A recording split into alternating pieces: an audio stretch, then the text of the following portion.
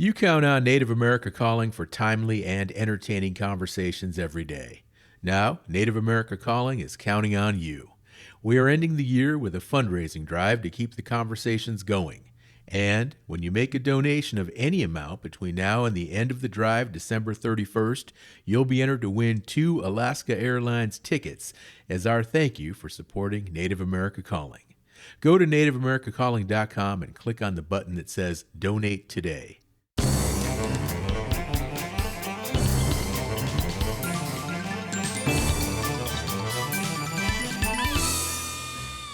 Welcome to Native America Calling. I'm Sean Spruce. The Lumbee tribe in North Carolina is charting a new course after securing federal recognition and legislation tacked on to Congress's trillion-dollar defense spending package. Lumbee are now citizens eligible for federal services ranging from health care to housing assistance. We'll hear from Lumbee scholars about the nearly 140 years it's taken to become the largest tribe east of the Mississippi River. We'll also look ahead to what is in store for the nation's 575th fully recognized tribe. We're back after the news.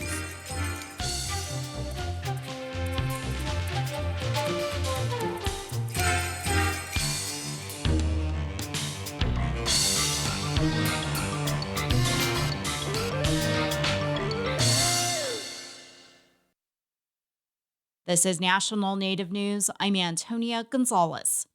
A federal jury has ruled against the Grand Gateway Hotel in Rapid City. With just one exception, Retzel Corporation and the Grand Gateway Hotel were found to have discriminated against Native Americans. South Dakota Public Broadcasting CJ Keene was in the courtroom. In total, tens of thousands of dollars of compensatory and punitive damages were awarded to the people denied services at the hotel.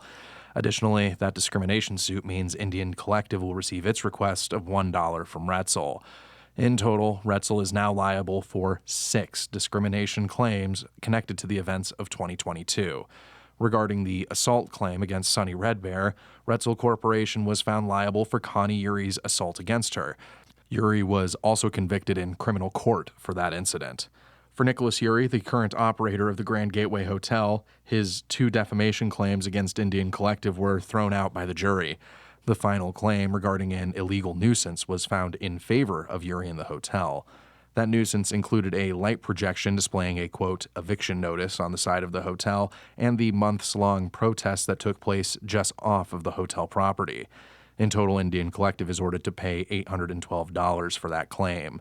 The decision by the jury came after over 9 hours of deliberation and represents the end to the 3-year-long legal battle. For National Native News, I'm CJ Keene in Rapid City. Dancing and drumming are essential to Siberian Yupik culture, passed down by ancestors. Josie Ungot and Janessa Nunguk are dancers and high school students in the village of Gamble on St. Lawrence Island in the Bering Sea. They talked to their teacher about what the cultural tradition was like in different generations. We have Chris Bidu drumming for some students in a classroom in Gamble. He's been teaching this native dance class for over a year now. Bidu has been a teacher for so long. He's welcoming and kind to all of us students. He says dance was much more strict in the past. Only dancers to a song was if it's that composer's daughter or wife. Those were the only ones that danced. He says he probably wouldn't have been a drummer if he had grown up in the old days because his parents weren't drummers. Bidu tells us back then, women would practice dance moves, but if a dancer made a wrong move, the older woman would throw a shoe at them. They had a big pile of shoes. Once a little wrong move, a woman threw at the girl. Bidu tells us a sad experience about missionaries coming here last century and saying what our people couldn't do, that drumming, dancing, hunting, eating walrus, and speaking our language was evil. It was instilled deep in their heart that this was evil, that drums and church don't mix. Bidu tells us when the young ministers started working, they realized it wasn't evil and came and apologized. As the years went by, the tradition slowly became less strict. For about 40 years now, everyone started dancing to any song. High school students Josie and Janessa wrote and produced the story with help from Alaska Public Media health reporter Rachel Cassandra. And I'm Antonia Gonzalez.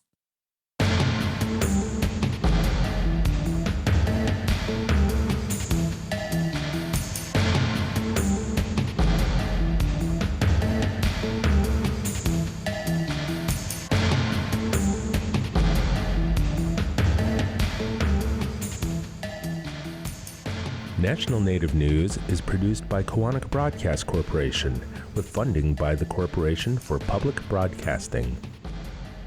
Support by Sonosky Chambers Law, championing tribal sovereignty and Native American rights since 1976. From opioids litigation to treaty rights to tribal self-governance. With offices in Washington, D.C., New Mexico, California, and Alaska. Sonosky Chambers Law. Support by the American Indian College Fund, providing millions of dollars of scholarships to Native students every year. Applications are accepted through May 31st at collegefund.org or by phone at 800-766-FUND.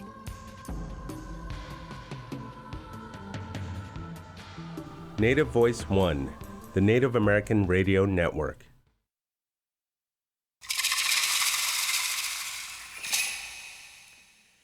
This is Native America Calling. I'm Sean Spruce.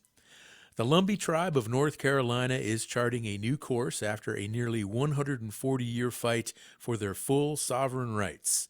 Tribal leaders around the country sent their congratulations after President Donald Trump signed legislation that included federal recognition for the Lumbee Nation. There continue to be criticisms about the actions as well. In a statement, Lumbee Tribal Chairman John Lowry says the historic act that at one time seemed impossible comes after decades of waiting, praying, and fighting. The tribe now has an established government-to-government relationship with the United States. Today on our show, we'll hear from Lumbee scholars about the effort to get to this point and what to expect for the future. We also want to hear from listeners like you. Join us with a comment or question by calling 1-800-996-2848. Share your thoughts on federal recognition for the Lumbee. That number is also 1-800-99-NATIVE. You can also comment on our website and social media pages like Facebook and Instagram. Joining us now from Richmond, Virginia is David E. Wilkins. He is a professor at the University of Virginia. He is Lumbee. David, hello, and welcome back to Native America Calling. Hello, nice to be here. Joining us on Zoom from Stone Mountain, Georgia, is Melinda Maynor Lowry. She is a professor at Emory University, a historian and filmmaker. She's also Lumbee. Melinda, hello, and welcome back to Native America Calling.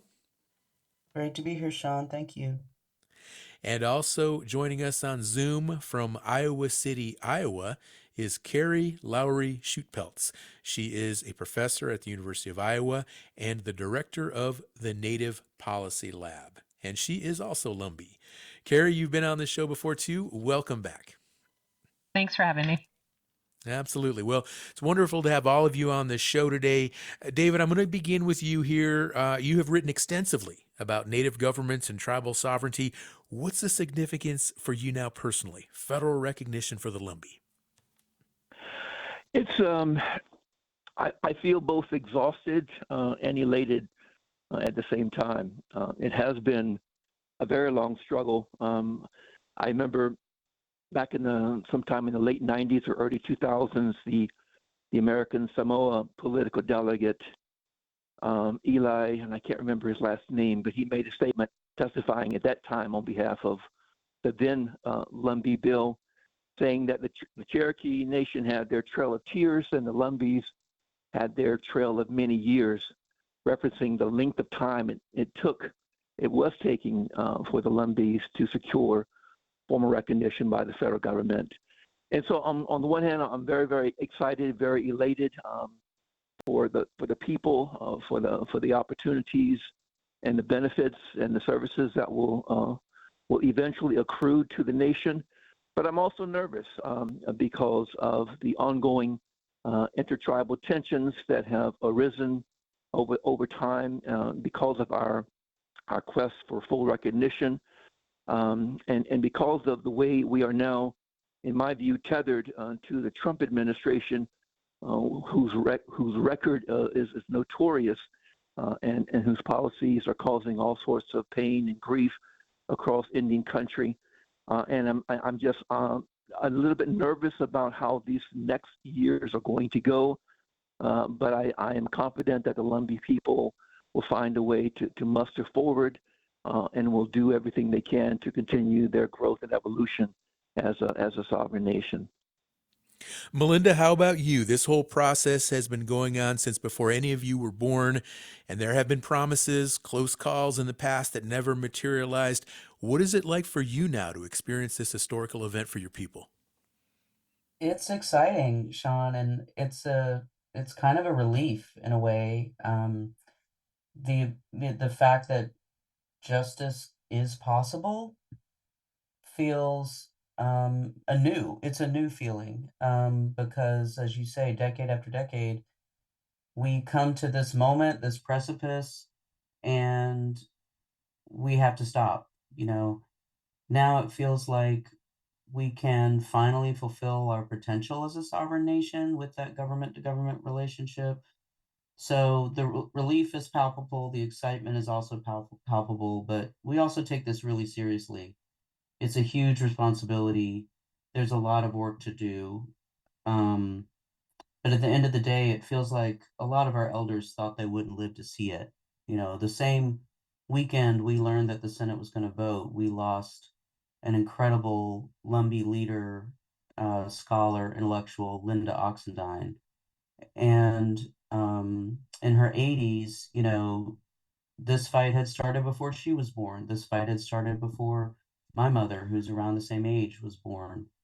And my mother said at the same time, am I actually going to live to see this? I'm going to live to see this. And that's phenomenal to me. It's awe inspiring for the work that those elders have done. Carrie, you spoke with NPR at the beginning of the year about the Lumbee tribe being at an in-between place, recognized but without the same benefits as other tribes. What are your thoughts now that the tribe's federal status is no longer in limbo? Yeah, I mean, obviously, I am also excited, but I've always sort of described this as it's not a gift that we have now been given. This is about justice. And I think anytime you sort of grapple with this idea of justice, you also think about the injustice and all of those years that this was just not the case. I'll echo, Melinda's thoughts about our elders. I mean, my grandfather didn't live to see this, and he was really the person who first taught me about this concept of federal recognition. And so I grieve that, the idea that there are people who have not lived to see this moment, while at the same time being really excited for myself, but also, my children and eventually my children's children. Thank you, Carrie and Melinda. David, I want to go back to you now. Lumbees, of course, have a government to government relationship now with the federal government. What benefits are available to the tribe now that weren't there 2 weeks ago?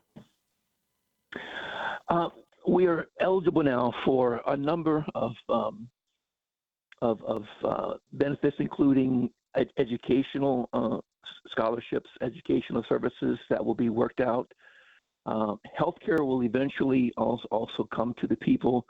My understanding is that as part of the negotiations these last few months between the Lumbee Nation and the federal government and Congress, that there's going to be a pause before Indian Health Service monies will be available to the people for about 3 years, according to a quote I read from John Lowry. I was a little bit disappointed to read that, but that still means it will come eventually. I mean, we all know that the Indian Health Service's track record of providing quality health care is not it's not the best in the West, but it will provide some benefits and services that for Lumbees who are not otherwise insured, or who have insurance that doesn't cover the cost of health care that they need. There will be also environmental programs that will be eligible for. Cultural repatriation will be something we'll be able to access. Gaming, of course, is there at the forefront of many people's minds, and that's something that I think, depending on how that unfolds, could be a real godsend to the Lumbees, economically speaking, because of our geographic location right there in the middle of the East Coast on I-95, halfway between Maine and Florida. And there'll be certain exemptions, trust lands that eventually will be taken into trust, provided we can work our way around the Carcieri decision. Will free the nation from having to pay taxes on those.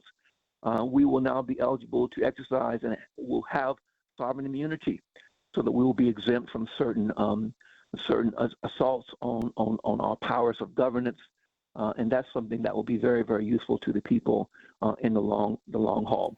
The state of North Carolina will retain criminal and civil jurisdiction, although I'm hoping that as our nation develops their administrative infrastructure and their law enforcement programs, that eventually they will find a way sometime down the road to reclaim or get the state of North Carolina to retrocede that authority back to the tribe.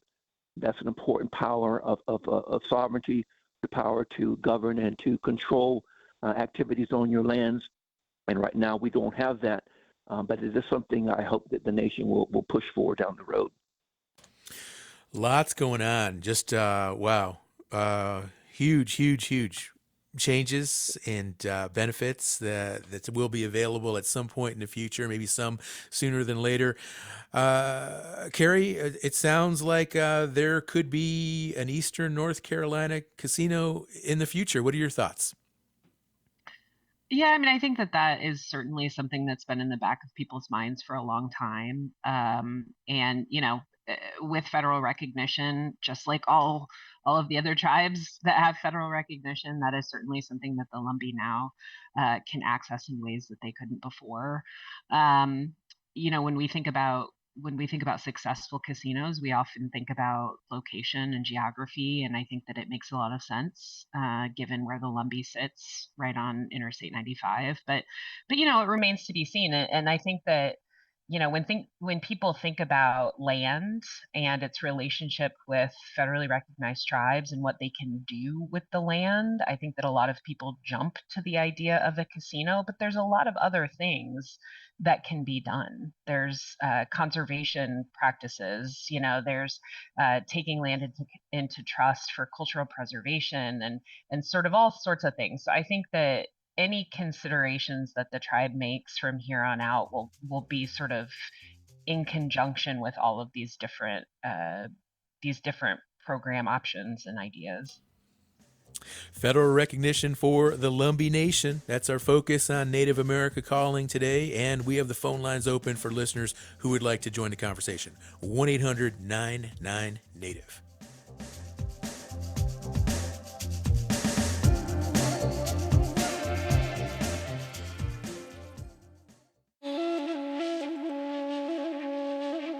Two moving nonfiction accounts of the boarding school era, one author's exploration of Native identity, and a slew of sequels by celebrated fiction writers are among top books by Native American authors in 2025.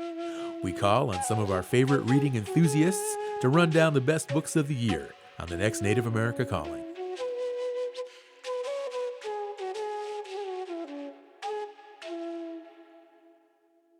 Repatriation is the return of ancestors and stolen culture. The Association on American Indian Affairs is hosting the 11th annual Repatriation Conference, Feeding the Fire, Advancing the Movement, in February 2026. This fully virtual conference will offer small group interactive workshops, strategies, networking, and more to advance domestic and international repatriation. More at indian-affairs.org. The association supports this show. Thank you for listening to Native America Calling. We are joined today by historians and policy experts from the Lumbee Nation about recently achieving federal recognition. You can join us today with a comment or question by calling 1-800-996-2848. That number is also 1-800-99-NATIVE, or you can always leave a comment on our social media pages, Facebook, Instagram, Blue Sky, and Threads. On the line, we have among our three guests David E. Wilkins, professor at the University of Virginia. He is a Lumbee tribal citizen. And David, it is important to note that the Lumbee gained partial recognition in 1956. Can you help us understand what that partial recognition meant and how it is in any way connected to full federal recognition you achieved last week? Yeah. The 1956 bill that was signed into law was a formal acknowledgement of the Lumbee people. It says that right in the language of the bill. But since the federal government was in the middle of the disastrous federal termination policy, at the insistence of the Bureau of Indian Affairs, certain conservative federal lawmakers and certain tribes out west who were already opposed to us, they insisted on including that last clause at the end of the law, which said nothing in this bill will makes Lumbees eligible for other federal services and benefits that other recognized tribes received. So we were at that moment, although de facto we were both recognized and simultaneously terminated at the same time. And that termination was made explicit to us in 1989 when a solicitor opinion was handed down, which said that the Lumbees could not pursue federal recognition through the administrative process, the Bureau's process, because we had been legislatively terminated by the 1956 law. So I always tell my students, only the brightest minds in Congress could come up with a bill that both recognizes and terminates a tribe at the same moment. And so that left us in another world, an in-between world, as Carrie put it a moment ago. And that is the clause that we've been trying tooth and nail to have disavowed and expunged from the 1956 law ever since. And we weren't successful until just a few days ago. David, the tribe was recognized by the state of North Carolina in 1885. How much of a political voice have the Lumbee had within the state politically and historically? Yeah, that initial recognition came in the form of funding for the creation of a school, because the Lumbees were denied access to schools that white students attended, and Lumbees did not want to attend schools that African Americans attended. And so we pushed and had the state of North Carolina provide funding for us so that we could create our own school. And that initial funding grew, and it could continue to be supplemented with additional funding. And eventually that small Croatan normal school grew into the University of North Carolina at Pembroke. And so until the desegregation period of the 1950s, we were one of the most well-educated tribal peoples in the country, produced hundreds, if not thousands, of college graduates, people with PhDs, law degrees, medical degrees. And so we were a very well-educated people. And so that initial recognition by the state of North Carolina was very important for us. And it's important to note also that we were recognized by the state of North Carolina before the Eastern Cherokee were recognized by the state. The Cherokee had, of course, already received federal recognition, but the state didn't recognize them until after we were already recognized. And so that was that recognition that was reaffirmed in 1953 by North Carolina. And then that was the impetus that gave us the urge to go forward to pursue federal recognition in 1956. And that's when we faced that daunting task of being both recognized and terminated. David, you mentioned before the break that you do have some nervousness, some tension with regard to some of these intertribal differences right now. And it's no secret, Lumbee efforts to this point have encountered considerable opposition from some other tribes. Shawnee Chief Ben Barnes testified to a U.S. Senate committee that this action is based on political pressure rather than following the established verification process. He says this will lead to the federal government, in his words, manufacturing tribes. What is Lumbee's answer to that? Well, that's simply not true, and the chief is wrong on that front. Under the U.S. Constitution, the U.S. Congress is the sole branch that has the authority to establish relations with other nations, other peoples. when the Bureau of Indian Affairs, of its own accord in 1978, decided to create the criteria that are now in place, they did that without congressional consent. Congress simply allowed them to do that. And yet there was nothing congressionally authorized that gave the Bureau that authority. And so the executive branch has always been intent on denying rather than recognizing additional tribes for reasons that aren't always entirely clear to me. And so Congress is the body that we wisely continue to pursue recognition from, because that is the only legitimate body that has the authority to recognize other nations. Thank you, David. Melinda, I want to bring you back into the conversation, and let's talk about the recognition process with regard to both presidential campaigns last year vowed to recognize the Lumbee. Of course, now it has happened with Donald Trump in office. How will history look at this momentous occasion? Well, I think it'll look at it as the right place and time. You know, Lumbee leaders, especially our attorney, Linda Locklear, but other tribal leaders over many, many years have insisted on developing a strategy that, as David said, was congressionally focused. Because the congressional law is the only modern equivalent of a treaty. You know, Congress doesn't create tribes any more than a treaty would create tribes. And since Congress ended the treaty process in 1871, it's now the only mechanism to provide a permanent uh, government to government relationship between an indigenous nation and the United States federal government. So, you know, the executive branch has always bended towards the political will of whichever constituents it wanted to recruit at a given time. And Democrats and Republicans have been courting Lumbee people. Republicans have only gotten involved in courting Lumbee people since the 1970s. Before that, they were not allowed to because North Carolina was a one-party state, a Democrat state. So Democrats and Republicans have always seen us as critical to national as well as local elections. It's not surprising that presidential candidates would weigh in at any given moment. In fact, one of the other precipices that we encountered with this was back when President Obama was elected the first time. Lumbee votes swang for him both times he was running, and his Department of the Interior decided, made a crucial decision related to the federal acknowledgement process because he made a similar campaign promise as President Trump and candidate Kamala Harris. David earlier expressed concern that the Lumbee are now perhaps tethered to the Donald Trump administration with regard to this recognition. And for the tribes and others who have opposed recognition, the Lumbee are now being branded as the tribe who brokered a deal with Donald Trump. I'm interested in knowing, do you see any hope for positive relations with these tribes to now be established? Well, yeah, because this is a diplomatic issue between sovereign indigenous nations. For hundreds, thousands of years, we've been engaging in political diplomacy when there are disagreements.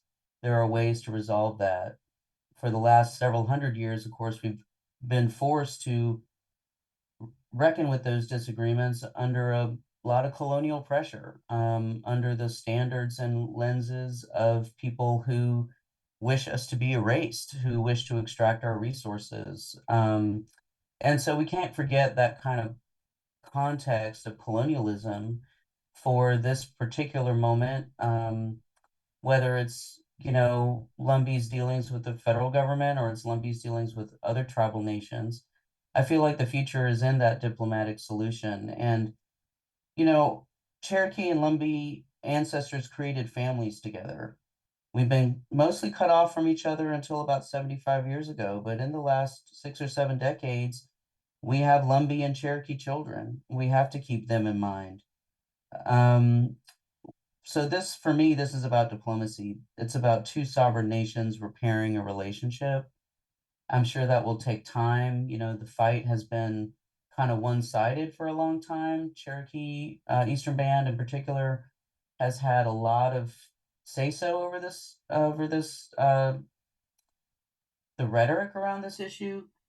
But I feel like we can settle that now, and moving forward, this is about kind of getting on the same page for what's better for Native people all over the Southeast and, of course, east of the Mississippi.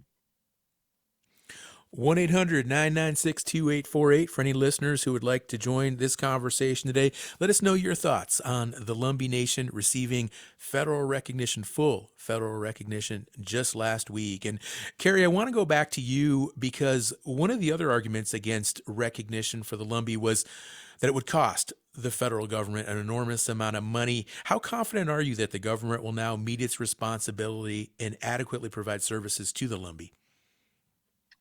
I think that this is a really complicated question because I would argue the federal government hasn't provided adequate services to Native nations for years, right? For a long time, the amount of money that the federal government has allocated to things like the Indian housing programs run by the Housing and Urban Development Department have stagnated. They've been sort of flat for decades. And so, what unfortunately this has done is set up this situation in which often tribes see each other as competitors for this funding. And that's really unfortunate because we should all be able to successfully grow ourselves economically and otherwise using the federal funding that has been promised to us in the amounts that are able to sustain us in those ways. It's sort of like a pie, right? And it's a fixed amount of money, and every new slice that you add causes the other slices to be reduced in size. And that's really, really unfortunate. I think that it only contributes to what David and Melinda have already talked about in terms of the conflict that arises between different tribes. And we can say that this isn't about money at all, but I think that we'd be fooling ourselves. I think that a lot of this conflict arises because of this element of funding. Carrie, right now the Lumbees do not have any established trust land. How do you see that working out in the future and the possibility for a Lumbee reservation? Yeah, I mean, it's interesting if you look at the way that the language is worded in the bill. Um, it basically gives authorization to establish trust land in 4 counties in North Carolina, and those are the counties that Lumbees have historically lived in, so Robeson, Cumberland, Hoke, and Scotland. Um, but it also includes specific language around the idea that trust land inside of Robeson County, which is where sort of Lumbee headquarters is, and where the population is heavily concentrated with Lumbee people. It sort of gives the trust land in that county this almost reservation-like situation that could eventually turn into sort of the full-scale reservation that we see in other places, which is particularly important when we think about legal jurisdiction and other things. And so I feel really optimistic. One of the things that the Lumbee tribe has done a really great job of is, in lieu of having full federal recognition, they have nevertheless constructed all sorts of systems and governance structures and development, really, to support their people. They have an excellent housing department. They have facilities. They have all these things that they did in spite of not having full federal recognition. And so, I feel really excited to see what they're able to do with these sort of newfound abilities around trust land. The opportunity, I mean, they're almost unfathomable to really think about just what the potential opportunities are. Carrie, as someone who teaches public policy at a university, what's your hope for how the Lumbee tribe navigates this whole transitory period now? I think that it's interesting when you think about the idea of sovereignty And the idea of native sovereignty exists regardless of whether the federal government, quote unquote, gives it to a tribe or not, right?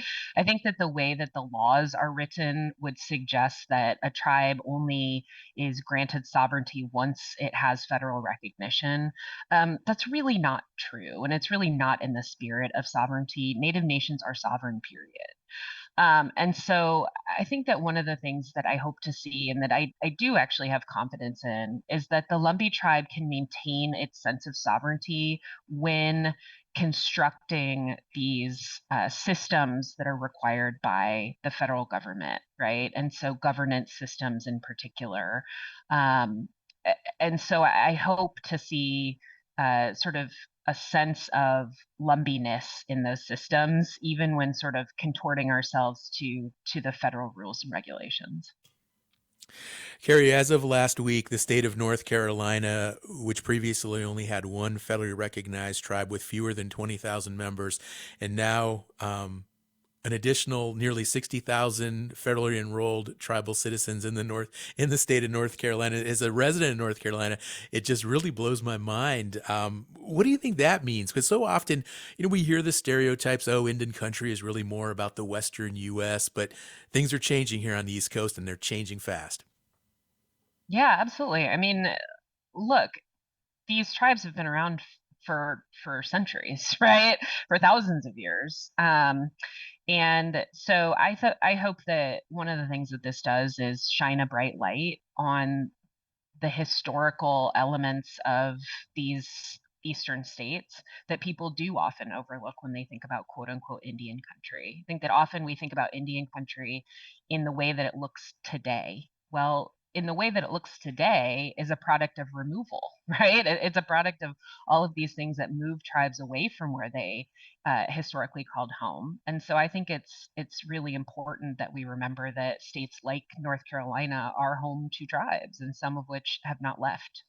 And so I'm excited that it seems like the news of this federal recognition has definitely caused a lot more people to look into what is this Lumbee tribe? What does this all mean? And I think that that's a good thing. I think that it's good to have more people understand Lumbee history and culture, and if that includes sort of the history of North Carolina too, so much the better. The Lumbee tribe of North Carolina charting a new course after a nearly 140-year fight for their full sovereign rights. We're talking about that today with our guests. Short break, and we'll be right back. And the phone lines are open. 1-800-99-NATIVE. Skugtash. For more than 40 years, Ramona Farms has revived ancient traditional foods, tepary beans, pinoli, polentas, and more, all from store.ramonafarms.com. Ramona Farms supports this show. Tom Kaufman & Associates has over 35 years of experience serving Indian country, supporting growth, transformation, and sustainability of tribal programs. More at kaufmaninc.com, KAUFFMANINC.com. You are listening to Native America Calling. We will now continue our conversation about the Lumbee tribe gaining full federal recognition. You can join us with your thoughts, your perspectives, your comments. Just call 1-800-996-2848. 1-800-996-2848. Let's get some calls going. I'd like to hear from some listeners today. That number again, 1-800-99-NATIVE. One of our guests today, Melinda Maynor Lowry, is a Lumbee citizen and also a professor at Emory University. And Melinda, you've described kinship as being a foundational layer of Lumbee identity. Would you be able to explain what you mean by that? Sure. Whenever we meet another person who we might think is Lumbee or we know is part of our community, our first question to them is always, who's your people? And that who's your people question, it's meant to summon, not just who are your kind of immediate family members or who your parents might be, but it calls on us to discuss our history, to discuss our ancestors. And often we go back to grandparents, great grandparents, even brothers and sisters of great grandparents. to understand how we might be connected to that other Lumbee person.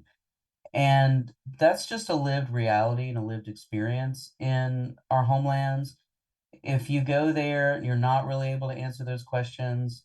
You're not really able to engage with that strong sense of knowledge of family, not just what their names are, but also like where did they live in the community, what kinds of schools did they go to, what churches did they go to, what's the dimensions of their lives beyond our genealogies.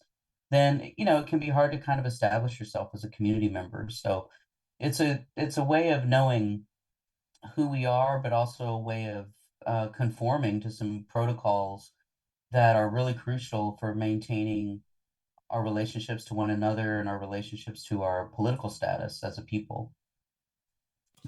Now, also on a show we did in 2018, you were a guest, and you talked about how the tribe is made up of refugees from other tribes along the Lumber River.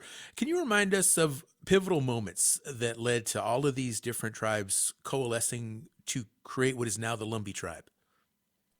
Sure. Well, that history goes back hundreds and hundreds of years. I mean, in particular, we know that we have ancestors that constructed mounds in our homelands. They farmed and lived and worshipped there as we do now.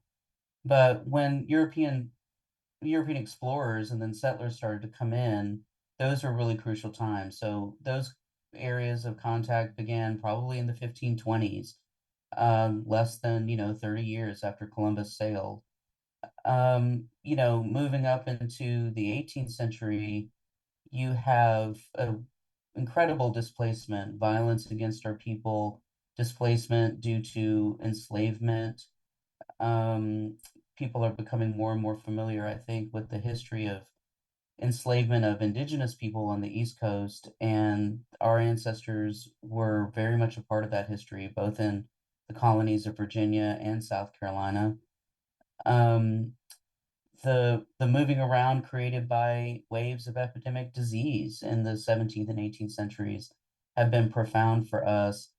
And over time, that's meant that our ancestors who belong to Chirac communities, to Tuscarora communities, to Algonquin speaking communities, for example, now located, some of them in Virginia, um, those ancestors, when they needed to move, they moved and they found safety and refuge in what is now southeastern North Carolina along the Lumbee River.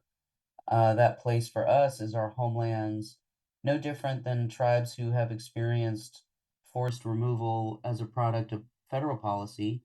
They find new homelands on their reservation communities. And so Lumbees are historic homelands. They stretch the tens of thousands of square miles between the James River in Virginia and the Great Petee River in South Carolina.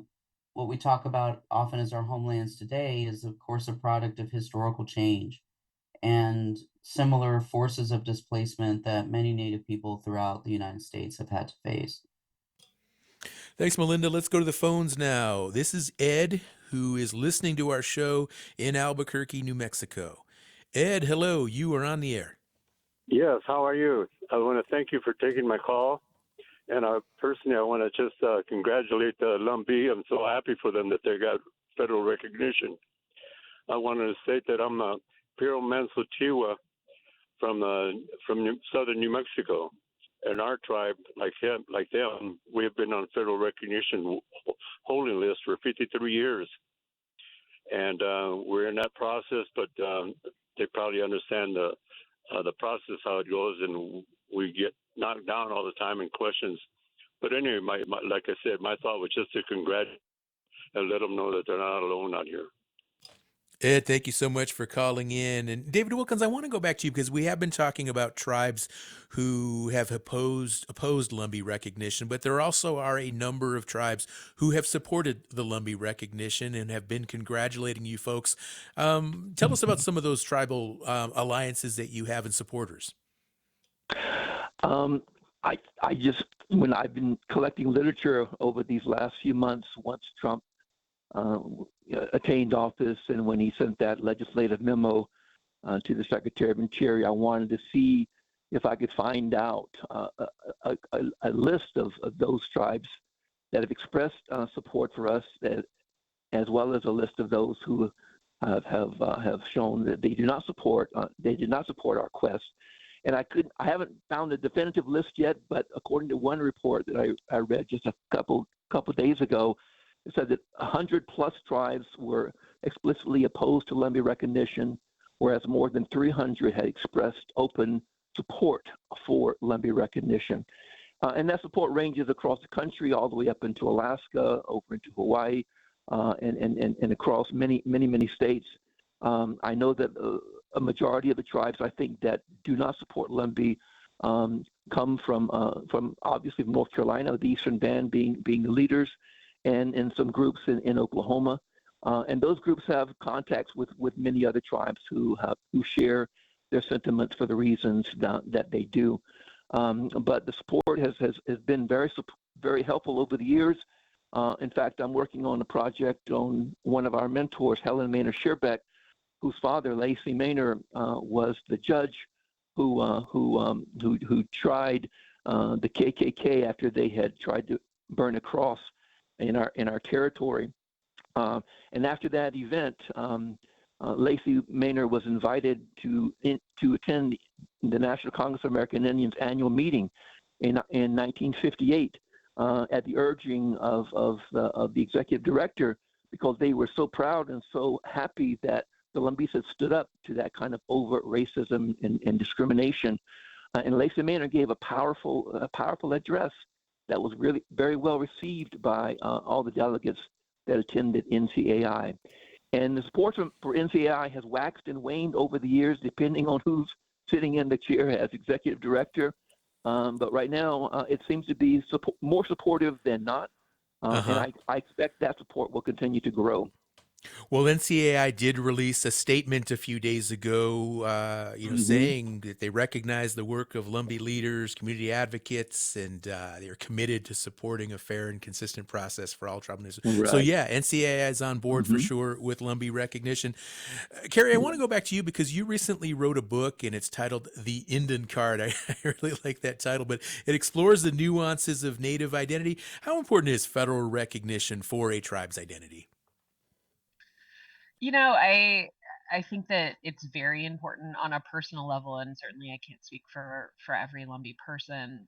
I think on a personal level, it is this sense of relief. I'm really tired of having to couch my introductions with, I'm an enrolled member of the Lumbee tribe of North Carolina. We're not yet fully federally recognized. I think that again, going back to this idea of justice, that feels really satisfying. And certainly there's an element of pride.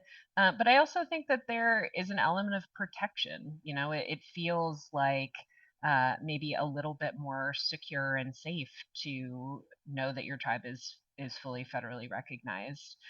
From the tribe standpoint, everything we've already talked about around access to federal programs that we formerly did not have access to, the ability to put land in trust, the ability to have an Indian Health Service facility. I mean, all of these things, it is, yes, about pride, but it's also just about access to all of the things that we should have had access to for decades. And so I think that this is a real game changer. Thanks, Carrie. Melinda, tribes that opposed recognition, their argument in some cases was that Lumbees don't have their own language and that their cultural practices have been appropriated from other tribes. How unique is Lumbee in that regard? Well, hundreds of federally recognized tribes do not have their own languages. It's never been a criteria of defining who and who was not a Native person in the United States. I think it's been an issue that has become a kind of proxy for understanding whether or not we fit the litmus test of a certain narrow group of people who would like to not see us have this federal recognition. There's, a lot of questions in my mind about what does it mean to have a language? Do you have How many native speakers do you need to have a language? Do they need to be first language speakers? Do they, need to be adults who learned it as a second language? Is your language, kept alive by non-native anthropologists and others, linguists who have come in to study it? There's a lot of ways to be indigenous, and it's really not up to anyone else to decide whether or not your community's culture and history is authentic enough for them. These kinds of litmus tests are what has resulted in the policy problems and the social issues that Carrie and David have talked about already, and that y'all cover on your show every day. So to hold Native people to some kind of double standard about what it means to be authentically Native is just foolish, especially in the 21st century when we all benefit from the alliances we create with each other, the cultural alliances, the um, the ways in which Lumbee people have put our own concerns aside to mentor and shepherd and advocate for federally recognized tribes going back, 100 years is something that, has made us part of this larger Native community for a long, long time. Some of the other issues around what our culture looks like, I just invite anyone to come to Robeson County and participate in Lumbee culture when you're wondering what it is that we do as Native people. Our foodways, our work, the baskets, the pottery, the creation that we have been engaging in and passed down from generation to generation for thousands of years, our herbal medicine, our language, not necessarily our indigenous language, but our dialect of English. These are evidences of Lumbee culture and tradition that, may not be super obvious because they don't match a stereotype. They don't fit the kind of mainstream American culture's idea of what it means to be Indian. And that's a problem that, frankly, all Native people face wherever they are located. We need to be recognized for our diversity as Indigenous people in the United States, not just for the ways in which we might meet some outsider's definition of what it means to be Native. Melinda, you mentioned Lumbee communities in southeastern North Carolina. We're talking primarily about Robeson, Hoke, Cumberland, and Scotland counties. And what are you hearing from fellow tribal members there in the homelands, in the Lumbee homelands? What are they most excited about, and what are they really hoping for the future now? Well, 575 has become a kind of fun shorthand for for like we can do it. So, we're the 575th recognized tribe in the United States. That was front and center on NCAI's press release, and it's been, part of our our our message to one another on social media and all of the other ways that we communicate. That number 575 has kind of become synonymous with, can we do it? Yeah, we can. 575, And so our creativity is on display, our joy is on display. It's been amazing to me to hear from folks, Lumbee folks especially, but Native people all over the country that really feel that sense of justice has finally been done. And I think about the concerns that I feel overwhelmingly are top of mind for Lumbee people in the homelands are healthcare, the opportunity to achieve better outcomes thanks to additional support and frameworks provided by our sovereignty. That is the top thing that is out of everybody's concern. The other things that come to mind, of course, are just basic services like housing, energy assistance, things that our elders need in terms of support for nutrition, and just a safe place to live and to thrive. I think something that Lumbee people are looking forward to having a seat at the table around is our environmental issues. When you look at an issue like Atlantic Coast Pipeline from several years back, Lumbee people were extremely active in opposing the construction of that pipeline, but we had to do it distinctly from outside the system as private landowners, as scholars, as individual activists. The tribal government was able to file an amicus brief against the pipeline company, but we shouldn't have to do that as outsiders to the process. We need to have a fundamental say at any decision-making table when something affects our homelands and the integrity of our lands and waters. Then I just think a lot about ICWA. I think about the Indian Child Welfare Act All right. and the way Melinda, that I'm sorry Lumbee we're out of people. time, so we are going to have to wrap Sure. up the conversation. But I do want to thank our three guests who joined us today, Melinda Maynor Lowry, David E. Wilkins, and Carrie Lowry Shootpelts. And please, listeners, join us again tomorrow as we run down some of the best books of 2025 by Native authors. Hope you'll make it a point to tune in. I'm Sean Spruce. Enjoy the rest of your day.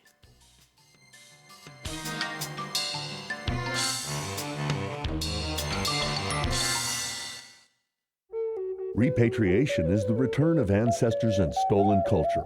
The Association on American Indian Affairs is hosting the 11th annual Repatriation Conference, Feeding the Fire, Advancing the Movement, in February 2026. This fully virtual conference will offer small group interactive workshops, strategies, networking, and more to advance domestic and international repatriation. More at indian-affairs.org. The association supports this show. Support provided by Amerind. Amerind is 100% tribally owned and partners with tribes and their businesses to provide affordable commercial insurance coverage, protect tribal sovereignty, and strengthen Native American communities by helping to keep dollars in Indian country. Information about property, liability, commercial auto, and workers' comp available at amerind.com. That's AMERIND.com.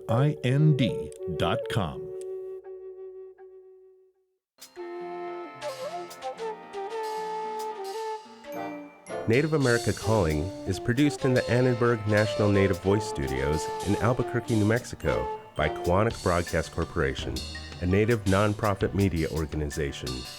Funding is provided by the Corporation for Public Broadcasting with support from the Public Radio Satellite Service. Music is by Brent Michael Davids. Native Voice One, the Native American Radio Network.